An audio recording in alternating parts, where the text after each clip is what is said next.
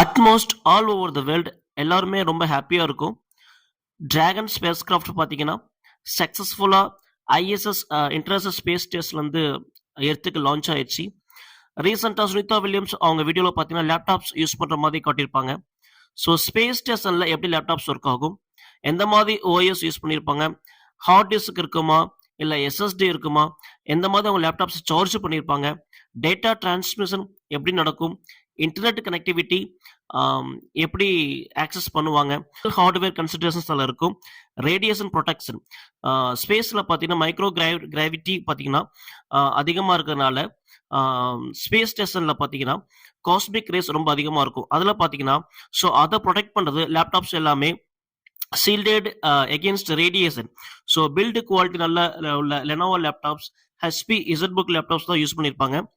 So இன்னும் முக்கியமாக அதில் பார்த்தீங்கன்னா ஸ்பேஸ் ஸ்டேஷன் பார்த்தீங்கன்னா ரொட்டேட் ஆகிட்டே இருக்கும், வைப்ரேட் இருக்கும். அதனால அதில் எஸ்எஸ்டி யூஸ் பண்ணியிருப்பாங்க. ஸோ எஸ்எஸ்டியில் பார்த்தீங்கன்னா மைக்ரோ மூமெண்ட்ஸ் எதுவுமே இருக்காது. ஹார்ட் டிஸ்கில் பார்த்தீங்கன்னா மேக்னெட்டிக் டேப்ஸ் இருக்கு, மூமெண்ட்ஸ் உள்ள பார்ட்ஸ் இருக்கும். எஸ்எஸ்டி உள்ள லேப்டாப்ஸ் யூஸ் பண்ணியிருப்பாங்க.